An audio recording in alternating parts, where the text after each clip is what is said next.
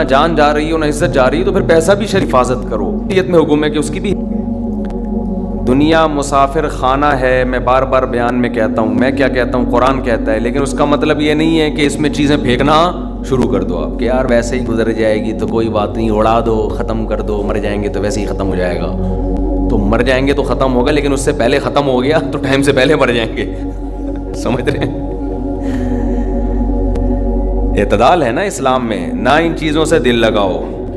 سورہ بنی اسرائیل کی کیسی بہترین آیت ہے. آج میں سفر سے آیا ہوں تو میری سیٹنگ بھی تھوڑی سی آؤٹ ہے کیونکہ میں سویا نہیں ہوں پوری رات. تو قرآن کے الفاظ دیکھیں, لا تجعل یدک مغلولۃ الی عنقک. نہ تو اتنے کنجوس بن جاؤ کہ اپنے ہاتھوں کو گردن سے باندھ لو. ولا تبسطها کل البسط. اور نہ اپنے دونوں ہاتھوں کو ایسے پھیلا کے اڑانا شروع کر دو. وابتغ بین ذلک سبیلا. ان دونوں کے درمیان اعتدال والا راستہ اختیار کرو.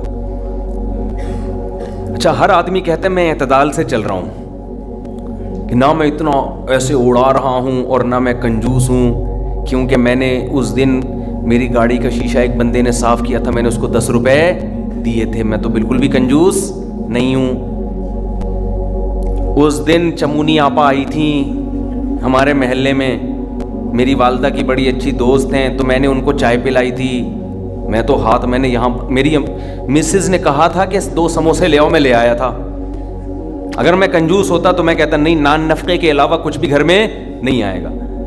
تو آپ میں اعتدال ہے یا نہیں, یہ فیصلہ خود نہ کرو میرے بھائی.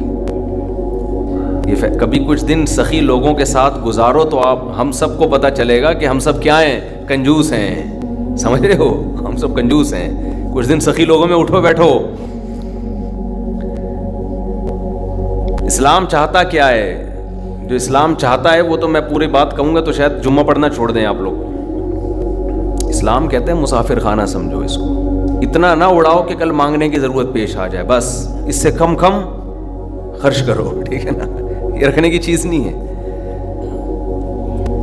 لیکن ہم یہ نہیں, ہم نے تو کتنے سالوں کا جمع کر کے رکھا ہوا ہے, جمع ہوتا جا رہا ہے, ہوتا جا رہا ہے, ہوتا جا رہا ہے, پلاٹ کی شکل میں, گولڈ کی شکل میں, دکانیں, پھر پراپرٹی, ہوتے ہوتے ہوتے. کمال کی بات یہ, اسلام کمانے سے منع نہیں کر رہا, جمع کرنے سے منع کر رہا ہے. اور ہم نے دینداروں کو دیکھا ہے کمانے کی زیادہ کوشش نہیں کر رہے, جمع زیادہ سے زیادہ کر رہے ہیں. عجیب بھائی, ارننگ بڑھاؤ, اپنی ڈبل کر دو, اس میں فائدہ ہے. مسلمان پاورفل ہوگا تو اسلام ترقی کرے گا. تو کہتے ہیں نہیں یار میری آمدن مہینے کی اتنی ہے تو مجھے کیا ضرورت ہے. لیکن اس آمدن کو کیا کر رہے ہیں, جمع کر رہے ہیں. بھائی کمائی ڈبل کر دو تاکہ خرچ بھی کیا ہو جائے, خرچ اچھی جگہوں پہ شروع کر دو. اپنے لیے نہیں کماؤ, قوم کے لیے کمانا شروع کر دو نا. ڈبل کمانا شروع کر دو, 4 گنا کمانا شروع کر دو, لیکن اس کمائی کو پھر خیر کے کاموں میں خرچ کرو. نبی صلی اللہ علیہ وسلم نے فرمایا ایماندار تاجر وہ شخص جو اس لیے تجارت کرے کہ لوگوں کے سامنے ہاتھ نہ پھیلانا پڑے, ایمانداری کے ساتھ تجارت کرے. پیغمبروں کے ساتھ ہوگا قیامت کے دن. حضرت عثمان اگر تھوڑا کماتے تو 400 گھوڑے دیتے جہاد میں. بولو نا, گھوڑا لینڈ کروزر تھا اس زمانے کی, 400 V8 حضرت عثمان نے دیے ہیں. کتنا کمایا ہوگا.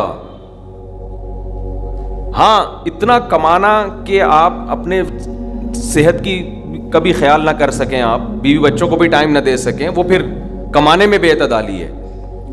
کمانے کا ایک حد تک آپ کے ٹائم اور جسم سے تعلق ہے, اس کے بعد کھوپڑی سے تعلق ہے. کھوپڑی نہیں استعمال کر رہا, گدھا بنا ہوا ہے, محنت بہت کر رہا ہے.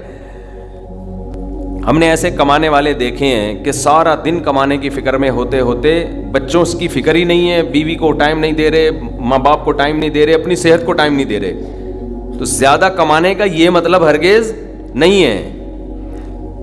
زیادہ کمانے کا مطلب یہ ہے کہ کمانے میں ٹائم تو آپ نے اتنا ہی دینا ہے جتنا آپ کی صحت اجازت دیتی ہے. نماز کا ٹائم نکلے, تہجد کا ٹائم نکل جائے, تسبیحات تلاوت کا ٹائم نکلے اس میں آپ کے لیے, کچھ اللہ کا ٹائم بھی نکلے, کچھ دین کی تبلیغ کا ٹائم بھی نکلے, کچھ پڑھائی کا ٹائم بھی نکلے. ویڈیو نہیں بنائے بھائی, یہاں لکھا ہوا ہے نا, کچھ پڑھائی کا ٹائم بھی نکلے. یہ تمام چیزوں کا ٹائم نکلنے کے ساتھ ساتھ پھر کمانے کو ٹائم دینا ہے.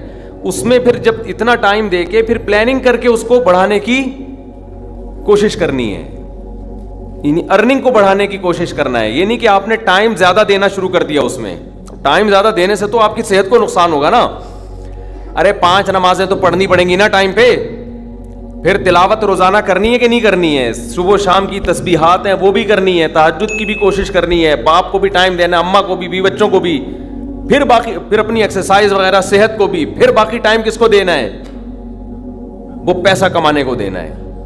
پھر اس پیسہ کمانے کے کو جتنا ٹائم آپ نے دے دیا تو اس میں آپ کہہ سکتے ہیں کہ پھر ہم اس کو بڑھائیں کیسے, ہم تو 8 گھنٹے کمانے کو دے رہے ہیں, اب اس میں کیسے بڑھائیں ہم. تو بھائی کھوپڑی استعمال کر کے کیا کریں, اس کو بڑھائیں. کھوپڑی سے چیزیں بڑھ جاتی ہیں. کھوپڑی تو استعمال مسلمان کر ہی نہیں رہا ہے نا. اب یہ کہ کیسے کھوپڑی استعمال کریں, تو آپ خود استعمال کرو کہ یار میں یہ کام کر رہا ہوں تو میں اگر یوں کر لوں تو یہ ایسے بھی ہو سکتا ہے. یہ بیٹھیں گے تو سمجھ میں آئے گا انشاءاللہ آپ کے خود, لیکن بیٹھتے ہی نہیں ہیں, سوچتے ہی نہیں ہیں. جو جہاں کھڑا ہے وہیں کا وہیں رہے گا وہ. خیر, تو میں کیا عرض کر رہا تھا, وہ تو بات ختم ہو گیا, آپ لیٹ آئے نا, اصل بات کچھ اور شروع ہوئی. اچھا خیر, جلدی سے بات کو میں لے کے آتا ہوں. تو اعتدال جو ہے نا, سخاوت, سخی لوگوں میں آپ اٹھیں گے بیٹھیں گے تو پتہ چلے گا کہ اعتدال کسے کہتے ہیں. عربوں میں بڑی سخاوت ہے, ہم نے علماء میں بڑی سخاوت دیکھی ہے. تو سخاوت کا مطلب یہ ہے کہ آپ اتنا خرچ نہ کریں کہ کل آپ کو مانگنا پڑ جائے.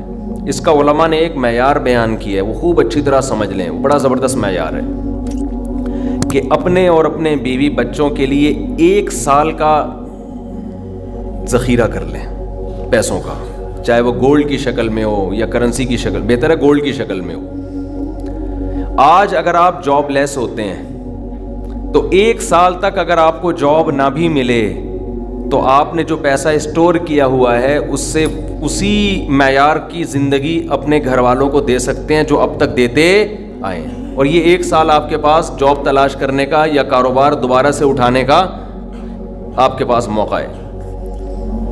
1 سال سے زیادہ کی پھر کوئی انتہا نہیں ہے. لوگ کیا کرتے ہیں, جمع کر رہے ہیں کہ کل اگر جاب چلی گئی, کل اگر کاروبار ٹھپ ہو گیا تو بھائی کل کیا, پھر تو خبر تک کا رکھو سنبھال کے, وہ تو پھر ٹینشن سے ہی دنیا سے جاؤ گے. تو کچھ اللہ پہ توکل کرو نا اس معاملے میں. اللہ ہمارے بس میں یہ تھا, 1 سال ایک خاص مقدار ہوتی ہے, اس میں چاروں موسم آ جاتے ہیں. بھئی کاروبار آپ کا نہیں چلا, سردی میں نہیں چلا تو ہو سکتا ہے گرمی میں چل جائے, خزاں میں چل جائے, باہر میں چل جائے, تو کبھی نہ کبھی تو چلے گا. نہیں چلا تو پھر اللہ نہیں چلانا چاہتا, وہ اسی میں اللہ کرے بیٹھ کے. جو آدمی اللہ پہ اعتماد توکل نہیں کرتا وہ تو کبھی زندگی میں سکون میں آ ہی نہیں سکتا ہے. تو 1 سال کا اسٹور کر لیں آپ. اور بہت اللہ نے پیسہ دیا ہے تو بچوں کے لیے ایک پراپرٹی لے کے ڈال دی, پلاٹ 2-4 لے کے ڈال دیے. مرنے کے بعد بچے بالکل روڈ پہ نہ آ جائیں, بس باقی کیا کرو, کھاؤ کھلاؤ. ٹھیک ہے, کیا کریں. ایک لطیفہ سنا دوں, ہمارے ایک دوست نے بھیجا تھا, بڑا زبردست قسم کا. ہمارے ایک دوست ہیں لاہور میں, انہوں نے کسی کا لطیفہ بھیجا, لیکن لطیفہ بڑا سبق آموز ہے. وہ ایک آدمی گیا گوشت کی دکان پہ, شاید آپ لوگوں نے بھی سنا ہو, اور کہنے لگا کہ 1 کلو گوشت دے دو.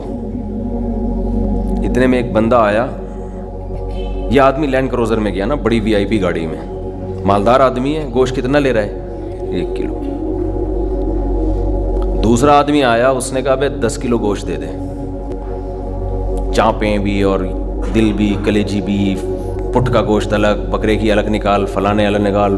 بڑے بھائی وہ کسائی اس کو چھوڑ کر اس کے پیچھے لگ گیا نا, اس کو پہلے گوشت بنا کے دیا.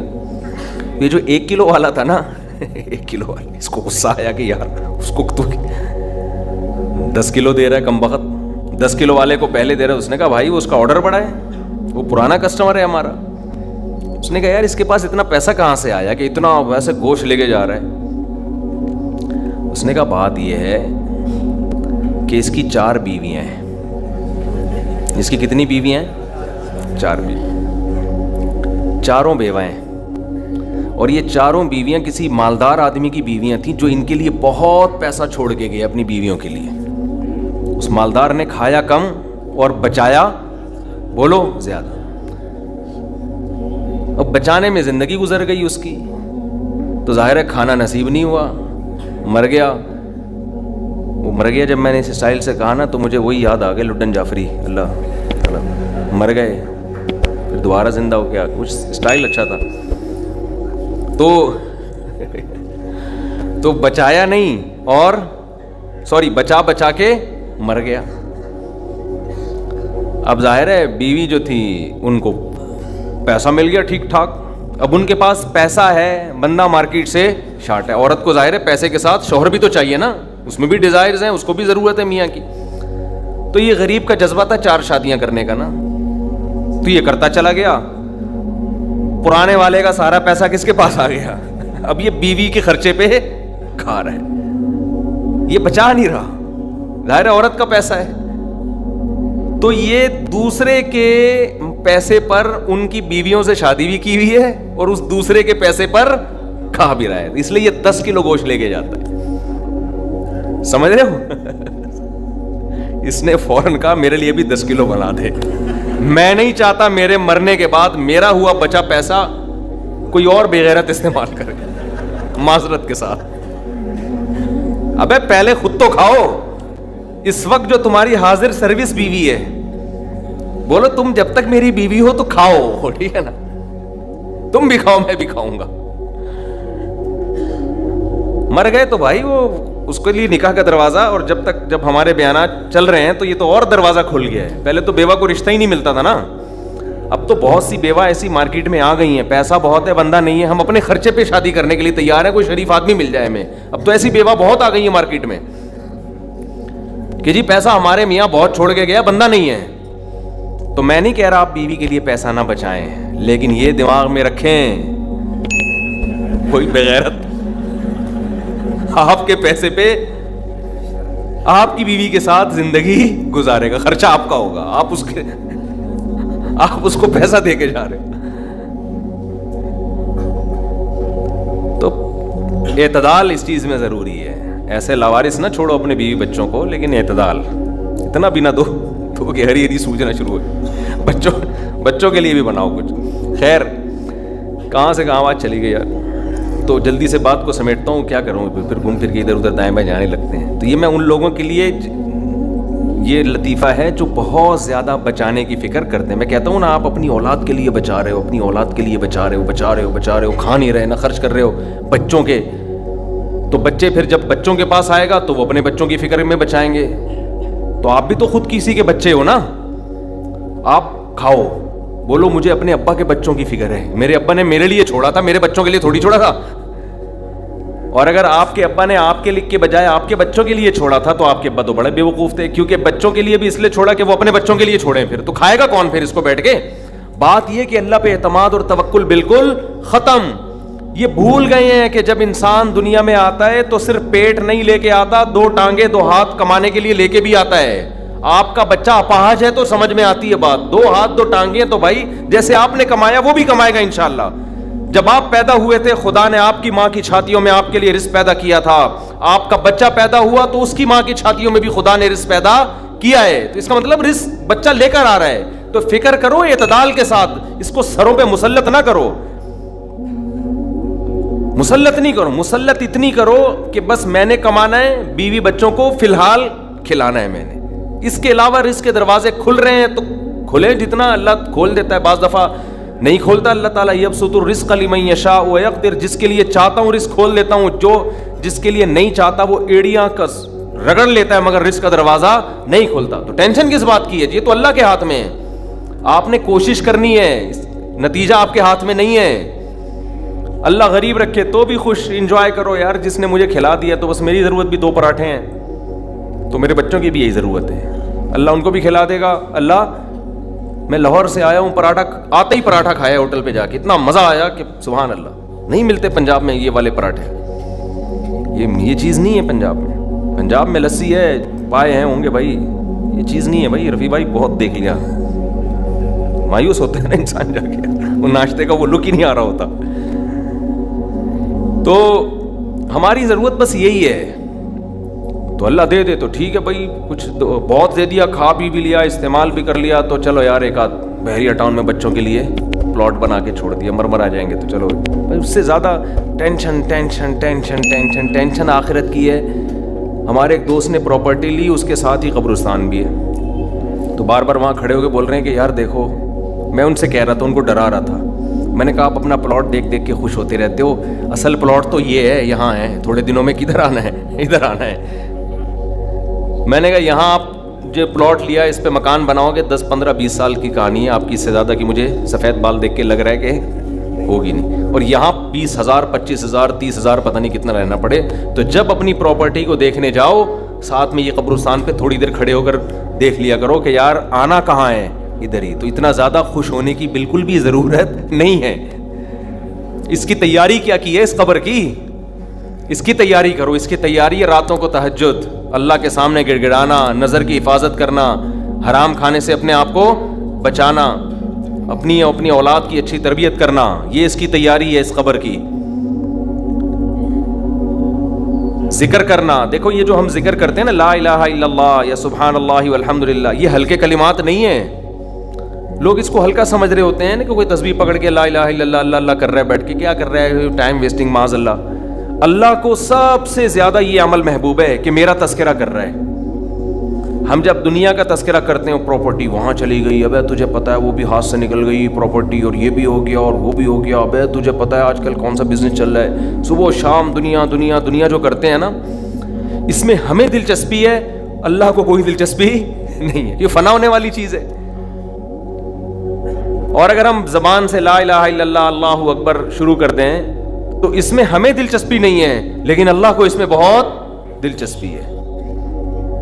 نبی صلی اللہ علیہ وسلم نے فرمایا اللہ کے ذکر کے علاوہ سب کچھ اس دنیا میں باطل ہے, سب کچھ باطل ہے. دنیا کا تذکرہ بھی اللہ کے لیے ہو تو اچھا ہے. آپ پراپرٹی بھی لے رہے ہیں تو یار اللہ کے لیے لے رہا ہوں میں, کہ اللہ کا حکم ہے کہ سب اڑاؤ نہیں, کچھ اگر اللہ نے وسائل دیے تو کچھ بچا لو اولاد کے لیے, تو اللہ کا حکم ہے تو یہ ذکر بن جائے گا. لیکن ہمارے ایسا نہیں ہے ہمارا مزاج. ہم تو دنیا کے چسکے لے لے کے تذکرے کرتے ہیں ہر وقت. تو یہ اس کی اگر ہم معمول بنا لیں نا, تسبیح ہاتھ میں رکھیں, میں نے دیکھا اس کا بڑا اثر پڑتا ہے. لاشعوری طور پر انسان کی زبان چلنا شروع ہوتی ہے, لاشعوری طور پر. تو عادت ڈالیں اللہ کا نام لینے کی.